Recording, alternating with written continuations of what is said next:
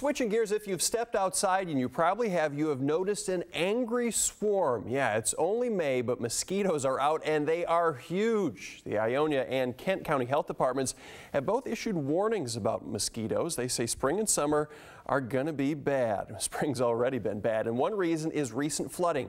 The areas hit hard by floodwaters have created a perfect breeding ground for mosquitoes. Last year, you may remember, West Michigan experienced a West Nile outbreak. There were 41 confirmed cases in Kent County, including 2 deaths related to that virus. This year, some areas are being proactive and dropping mosquito-killing packets down into water catch basins before West Nile can strike. We'll get together Monday. We'll look over the maps we did last year. We'll figure out what staff we can send where and get a plan to do it as quickly as we can. And more good news, the Kent County Health Department is also telling people to be on the lookout for ticks because they're expected to be bad this season. Administration at Belding Public Schools says they are sifting through dozens of iPads after allegations of cheating among students surfaced. Kids at Belding High received iPads this school year. Fox 17 has learned at least one of them misused the tablet. They took a picture of a teacher's answer key to a take-home test and then sent it to other students, and it spread from there. The principal says the teacher does give kids access to the answer key, but that's so they can correct their answers and retake the test as many times as they would like. The district is now trying to find out who actually cheated. This is a real concern for seniors who are getting close to graduating.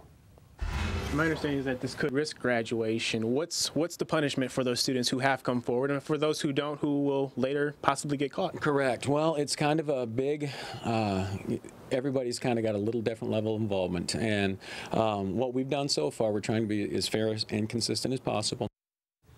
The school's principal says the kids have been cooperative and many of them are able to retake the test in a different format. Other than a few bumps, the iPads, they say, have been great for classroom learning. As the search for Jessica Harrington continues, the community is doing all they can to show support. A benefit fundraiser Saturday to help Jessica's family brought out dozens to the Little Brown Jug in Fruitport. A waitress who works there organized it, even though she doesn't know Jessica or her family. She said she just knew she had to do something and couldn't believe how many people showed up to help. Within probably 25 minutes of me putting this on Facebook, I had the DJ donating his time. Was so excited to do that.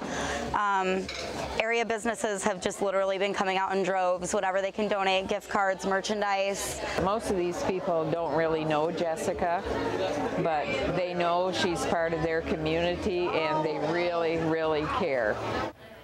All of the money raised from yesterday's event with raffles and silent auction items will go to Jessica's family and the search to bring her home. Breaking now, after weeks of speculation, then weeks of silence, North Korea has launched 3 missiles. South Korean media is reporting that the North launched 3 short-range missiles into the sea off the Korean peninsula today. South Korea's defense ministry says 2 launches happened in the morning and another in the afternoon Korean time. We will continue to follow this story and have more as it develops this morning. 15-something miles, 1 hour, 14 minutes. I'm not good at math. Have you ever run a race before? No. Do you like to run? Only if there's a bear involved. Tulip time wrapped up yesterday as well. That was out in Holland, and you and Kelly got a chance to be in the music parade. Let's take a look. All right, thank you, Annalise. Scandal in Kentwood as a city worker is charged with embezzling tens of thousands of dollars from the Parks and Rec Department. Deborah Salmon has worked for the city of Kentwood the last 15 years. She was placed on leave in March after the city discovered a lot of missing money. The mayor says it appears Salmon was embezzling funds since 2005. She was arraigned on felony charges as the city tries to get its finances back in order, and she has been fired. The mayor did release a statement on Friday saying the city is working to make sure something like this doesn't happen again. In part, it reads, quote, "We will not let this incident get in the way of exciting initiatives we have in the planning stages." You'll hear about those plans in the near future, but today, Kentwood is focusing diligently on tightening its financial controls. We have the full statement from the mayor at our website, fox17online.com. A former teacher in Kent County in trouble again after police say he tried to contact a teenage student that he had sex with last year. That is a violation of the bond conditions set for Glenn Davis. A judge doubled his bond this week after learning that Davis tried to talk to the girl.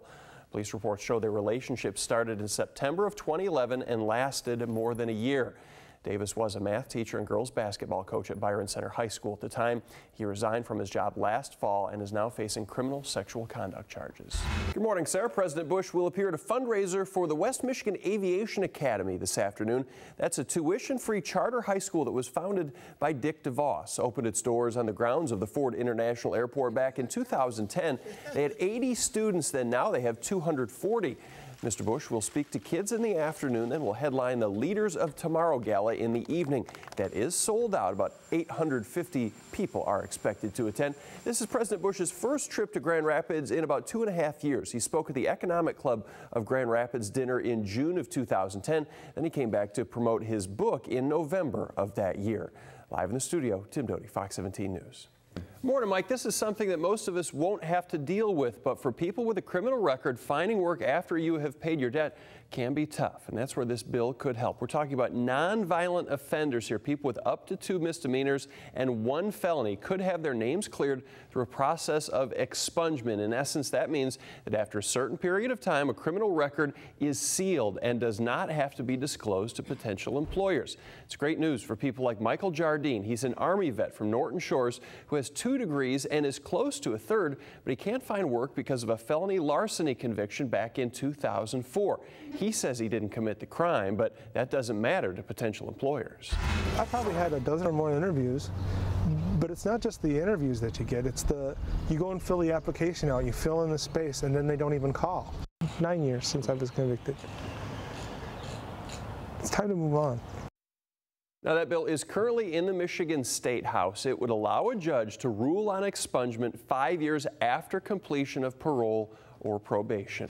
Live in the studio, Tim Doty, Fox 17 News. Good morning, Sarah. If you've ever seen it, it is very moving, and this is part of National Police Week. Every year, dozens of public servants in uniform gather in Grand Rapids to remember those lost in the line of duty. 31 fallen officers from Grand Rapids and West Michigan will be remembered, along with others who may have had ties to our area. The special event starts at 10 a.m. at Rosa Parks Circle in downtown Grand Rapids today.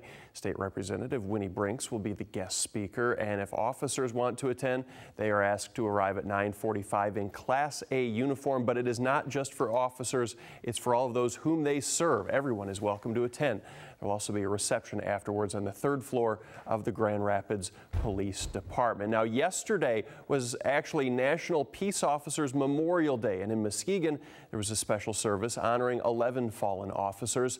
The memorial service was held outside of the county's Hall of Justice late yesterday afternoon. Among those honored, Charles DeWitt Hammond. He was shot and killed while serving the line of duty in Muskegon back in the 1920s. His granddaughter was on hand, and she says she was pleased with the tribute. An honor to think that he finally got the recognition. I think he would have rather lived out his life because he was quite young when he was killed. Again, if you want to attend today's event in Grand Rapids, it begins at 10 o'clock at Rosa Parks Circle downtown.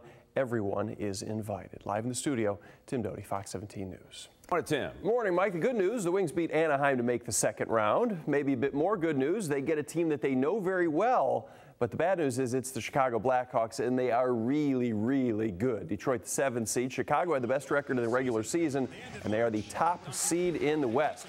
Hawks won all 4 regular season matchups with the Wings, though 3 of them were close.